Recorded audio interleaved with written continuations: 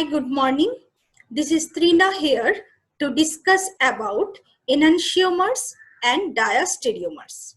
So this is the part of stereochemistry. And in my personal information, I have given my mobile number and email ID. If you have any doubt, you can communicate with me.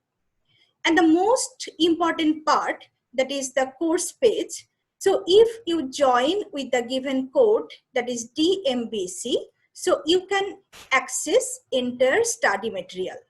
Here I have uploaded all the study materials, the probable questions, the semester questions, and solve problems.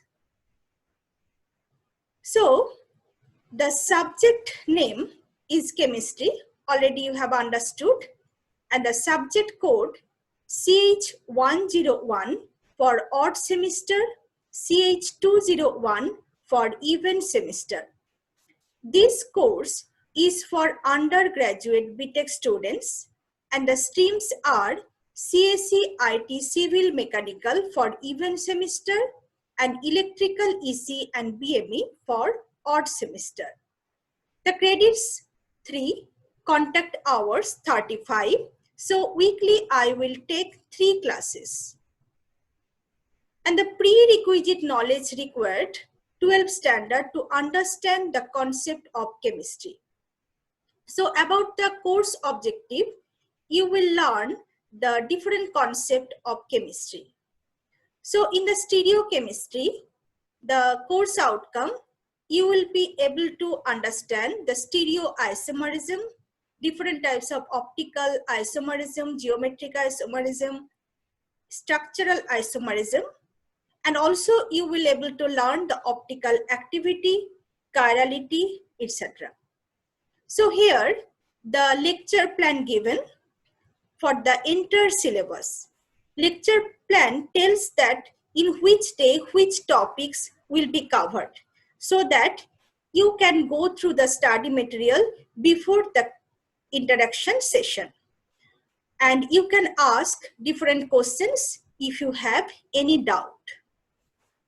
So today our module, I told you that I will tell about the stereochemistry. So this is the part of module 3, and you can see this one is already highlighted. So I have covered the first lecture, that is the representation of 3-dimensional structures, chirality and optical activity. Second, the isomerism, structural isomerism, and the stereoisomers. That means the different types of isomerism I have discussed. And today I am going to tell about the enantiomers and diastereomers. So to understand this concept, you have to be very clear about the previous lecture. And you will be able to learn that the optical activity, different types of isomerism, and the 3-dimensional representation of different molecules. And if you want to get the hard copy, the books, so you can avail it from the library. So now, first tell me that what you understand about the stereochemistry or about the isomerism. So you have learned that stereochemistry, that is the spatial arrangement of the different molecules. That means how it remains in the 3-dimensional structure. So this is the stereochemistry, and with the stereochemistry concept, we can determine the different properties of the material, the physical property, biological property, chemical properties, and also it determines the different reactions, the reaction rate, etc. And in the second lecture, I have covered the isomerism. So what is isomerism? Can anybody tell that what you understand about the isomerism? Yes, isomers are molecules that have the same molecular formula but have a different arrangement of the atoms in space. That excludes any different arrangement which are simply due to the molecule rotating as a whole or rotating about particular bonds. So the molecular structure, that means the spatial arrangement will be different, but the number of, if you count the number of atoms in a molecule, that will be same. So the molecular formula will be same. So mainly you have learned the different types of isomers. The main difference you have learned, that is the constitutional, or you can say that is the structural isomers. So here it is different for their bond connectivity. And another you have learned the stereoisomers.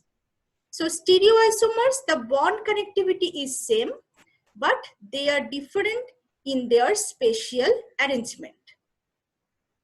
Then these stereoisomers is of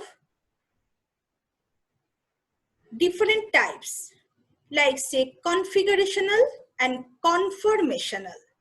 So conformational, that is regarding the rotation, and the configurational is of two types. One is geometric, another is optical. So today I will discuss about optical isomers. Okay, so the optical isomers is of two types. One is enantiomers, another is diastereomers. So this is the topic of today's discussion: enantiomers and diastereomers. So you will learn that what are the properties, what are the enantiomers, what is it like, what is the definition, what are their properties and their differences. So optical activity you have learned, that means the molecules which can rotate the plane polarized light. So that is, these molecules are called optically active. Now optical isomers is of two types. One is enantiomers, another is diastereomers. So here you can see that enantiomers have the mirror image, but diastereomers have no mirror image. Like if I show in this way, okay, say this one is the mirror.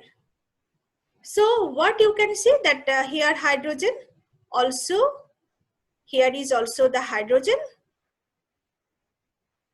Next, if you take the chlorine,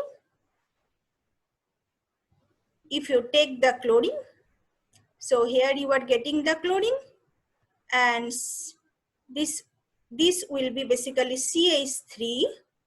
This is also CH3, CH2, CH3, that will be CH3, and that is also CH2, CH3.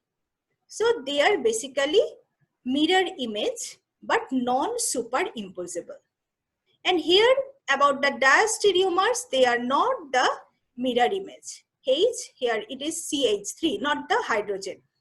This is the hydrogen, but here we are getting CH3, not the hydrogen. So they are not mirror image. Okay, so clear about the mirror image? Okay, now I will show you the video. You will be more clear about all these things. So the isomers, it is also, I told you, that is the two types. Just now I told that is constitutional isomers or structural isomers. Another is stereoisomers. So structural isomers, they are different for their bond connectivity. You can see here that here the number of carbon, if you count the number of carbon, number of hydrogen, number of oxygen, this will be same for this both molecule. Okay, so just count it. So number of carbon 1, 2, 3, 4. So here we are getting 4. Okay, carbon is equal to 4. And oxygen, how many oxygen? Oxygen is equal to 1. And the hydrogen will be equal to how many? Can you tell me? 3 plus 2 plus 2 plus 3, that is equal to 10. So both cases you will get the number of hydrogen, that is 10. But their bond connectivity is different. Here you can see that is the ether group like O, but here you can see the OH group. So this is the constitutional isomers. Next is the stereoisomers. So stereoisomers, which is the stereoisomers? Stereoisomerism is exhibited by isomers having the same structure but differing in their spatial arrangement, having different configuration. There are two types of stereoisomers. One is optical, another is geometrical isomerism. But today we will discuss only about optical isomerism. So optical isomerism is defined as the compounds having the same structure but different configuration, and due to the molecular asymmetry, they can rotate the plane polarization of plane polarized light. Optical isomers have similar physical and chemical properties. The marked difference between them is their action of plane polarized light. So the plane polarized light, so optical isomerism, mainly we can define that by the optical activity. That means the isomers which can rotate the plane polarized light or which have the optical activity, they are called the optical isomers. So here you can see the figure, that means that how it works. Now I am going to show you a video, then you will be more clear about the optical activity. So now look at this video.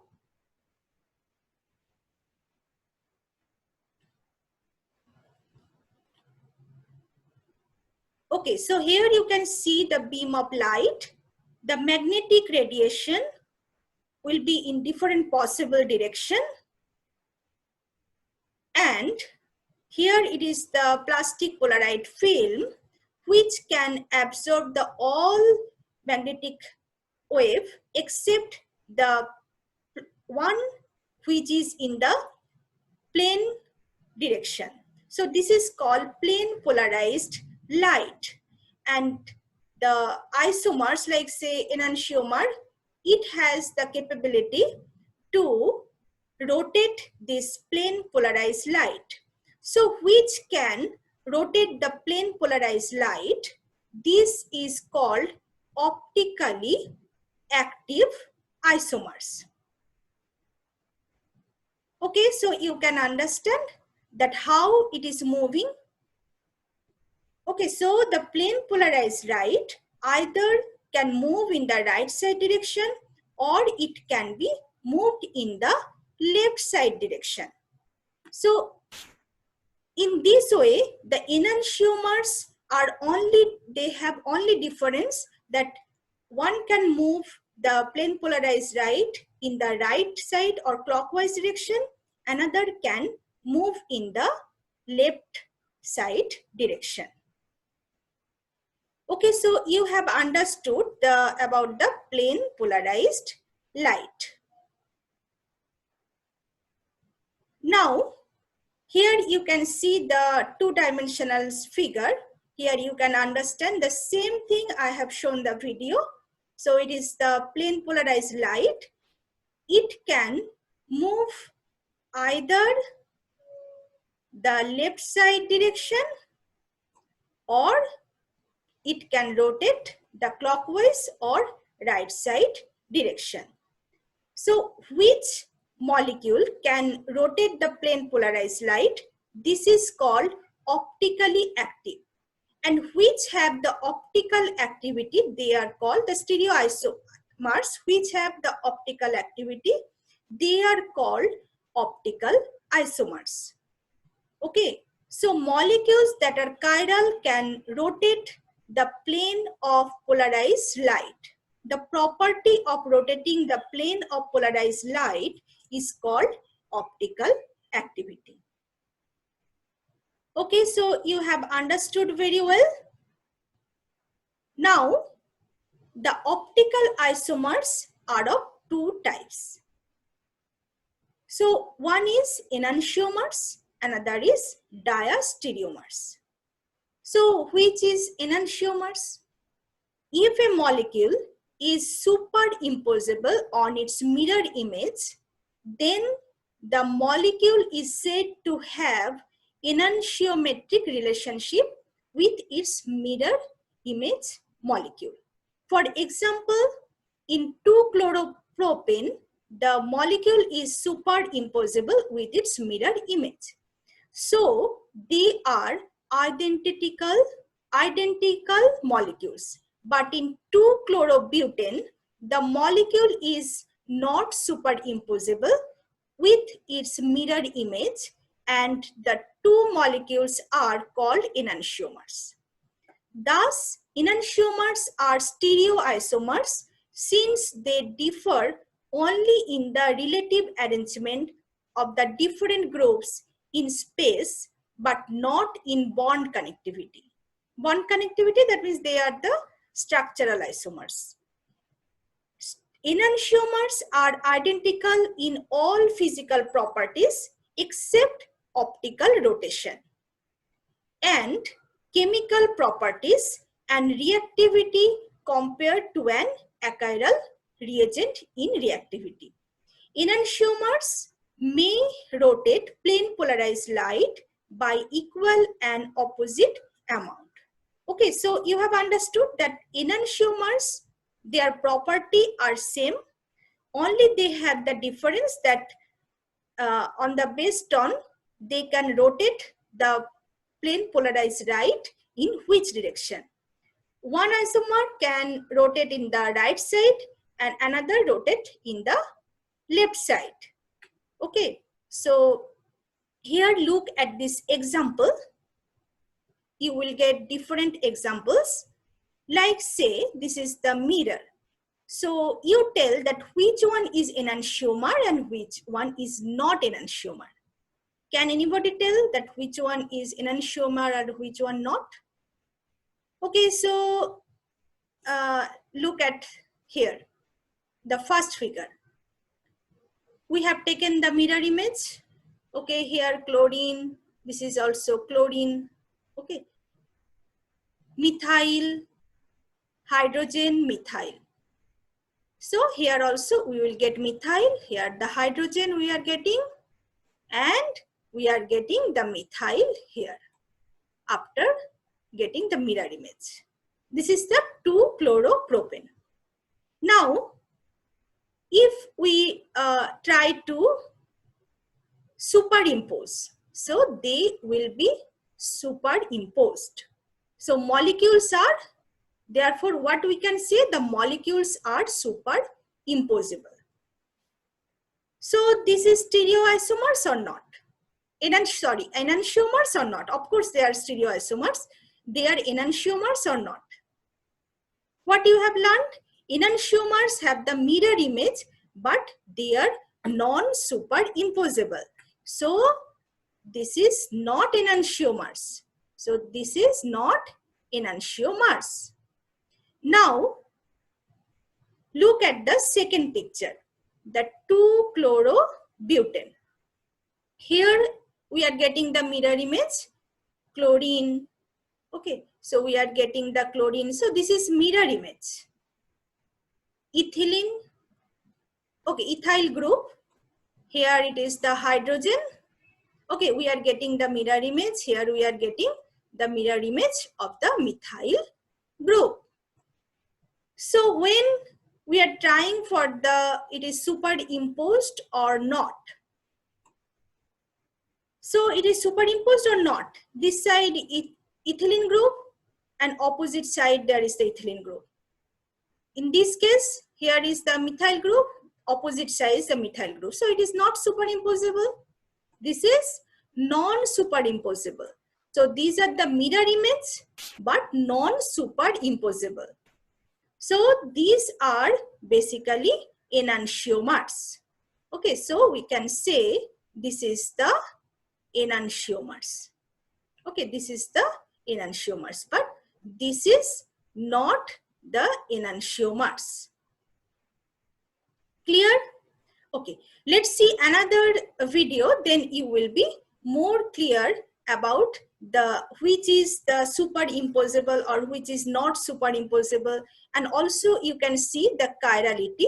Already you have learned, but recapitulation is also required. Okay, so let's see the another video.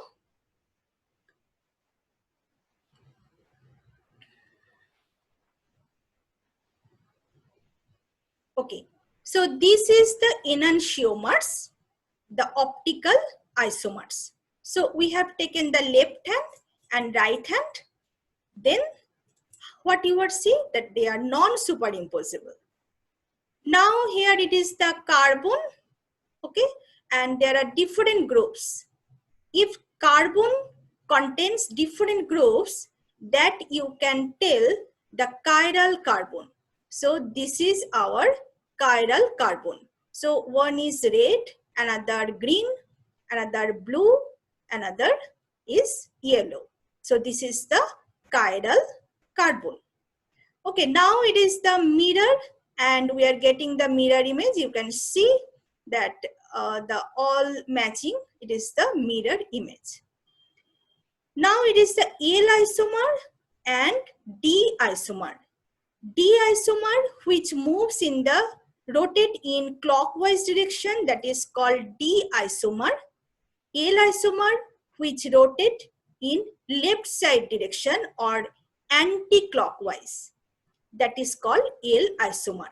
So L comes from the levorotatory and D comes from dextrorotatory.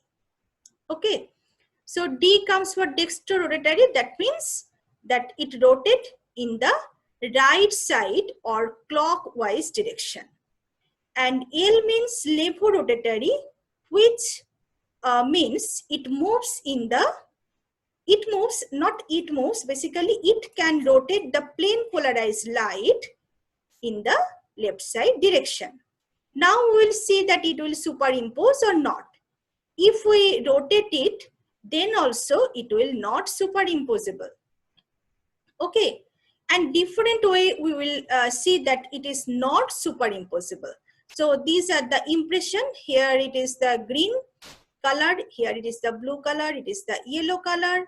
Okay, so if we try to superimpose, this is for the L isomer. If we try for the D isomer, then we can see that it is non-superimposable. Okay, so it is the receptor site for L isomer. So it is, you can see that it matches green, blue and yellow. But here, you see the figure here that it is yellow color, so it will not match with the green. This is the blue color, it matches, but the green color does not match with the yellow color. So it is non-superimposable. Okay, you are very clear about the which it is non-superimposable. What does it mean? You are very clear from this video. And also you have understood if we rotate. Now if we rotate, then also it will not be superimposable, because green superimposable but not yellow and the blue color. Okay, and you have also learned the chirality, that the carbon, if it contains different groups, that is called chiral. Okay, so you have understood that enantiomers. So enantiomers, just remember these things. Enantiomers have the mirror image, but they are non-superimposable. Okay. So these are different examples. You can see here the lactic acid. Okay, different examples. So this is the mirror image. We get here, it is the mirror, and we are getting the mirror image here. Carboxylic group, hydroxyl group, and CH3, but they are non-superimposable. So 2-bromo, 3-chlorobutane, if you look carefully, they are the mirror image, but they are non-superimposable. Okay, so this is the enantiomers. So what are the properties of enantiomers? So their rotations towards plane polarized light are opposite and equal. An enantiomer will thus rotate the plane of polarized light either clockwise or anti-clockwise. The clockwise rotation is usually denoted by either of the prefix dextrorotatory, dextro, that is positive, okay, and similarly the anti-clockwise rotation is denoted by levorotatory, that is negative. The absorption coefficient of light for the two isomers are also different, and the mass spectra and NMR of both isomers are identical. So you have learned the properties of enantiomers. So they are optically active, and for lactic acid you are getting, that is the L and D. And what is D? I told you that it is a dextrorotatory. That means it will rotate the plane polarized light in the clockwise direction, and L means levorotatory. So this isomer will move the plane polarized light in the anti-clockwise or left side direction. Okay, so D-lactic acid rotates the plane of polarized light. Here you will get it, plane of polarized light towards right, whereas the L-lactic acid rotates the plane of polarized light towards left. So it is D for dextrorotatory and L for levorotatory. Okay, next is, so you have learned the enantiomers very well, and it is a very, it has different applications. Enantiomers, the properties you got, that is the identical chemical and physical properties. Only difference, rotating polarized light interaction with other chiral molecules. And it is very important in biology, and Darwin is a painkiller. Its enantiomer of anti-cough is an anti-cough agent. So it has, the isomers have huge application in the biological field, in pharmaceutical field. So it is very important to know the structure, their physical and biological chemical properties, and also the reactions. Diastereomers, some special isomers may rotate plane polarized light by different amount, and they are called diastereomers. They have different chemical and physical properties. So for the diastereomers, the chemical and physical properties are different. They are not similar. Diastereomers are the stereomers that are not mirror images of one another and are non-superimposable on one another. Stereoisomers with two or more stereo centers can be diastereomers. It is sometimes difficult to determine whether or not two molecules are diastereomers. So here you can see the structure. Okay, so here you can see the D-threos and D-erythros. So here you can see they are not the mirror image. They are not mirror image. This case it matches, but here does not matches. Here should be OH. If it is mirror, it should, if it is the mirror image, then this case it should be the OH. Okay. And here also it should be the H. So this is not the mirror image. And their property are also different. They are the diastereomers, but they are the optical activity they have. They are the isomers, stereoisomers. Okay, you understood? So the different properties you have learned for the enantiomers and the diastereomers. So here the diastereomers, it is a cyclic compound, can exist as diastereomers.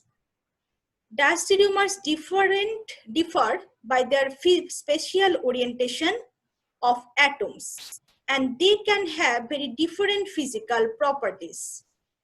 They do not have to be chiral, and if they have the plane of symmetry. So here the diastereomers, you can see these are the identical and they have the plane of symmetry. And here you will look that there are the two pairs of enantiomers and the 4 diastereomers. You can see here. Okay, so enantiomers have same relative stereochemistry but different absolute stereochemistry. And diastereomers have different physical properties. In the next figure, we can see the 4 diastereomers. Here we can see the 4 diastereomers and their enantiomers, 4 enantiomers. Okay, so you have learned lots about the optical isomers. One is enantiomers, another is diastereomers. And also you have learned their properties. So if we distinguish, if we find the differences between them, what we will write? So number 1, enantiomers, non-superimposable mirror image isomers. So they have the mirror image, but they are non-superimposable. For diastereomers,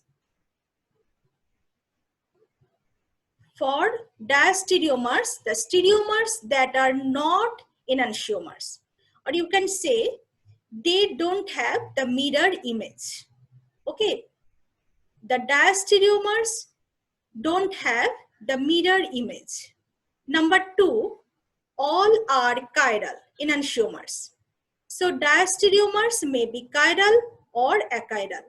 Chiral means the carbon, the central carbon will have 4 different groups. All the groups will be different, and you have seen in the video, like with the carbon there are different groups, like it is represented as the yellow color, blue color, green color, in this way.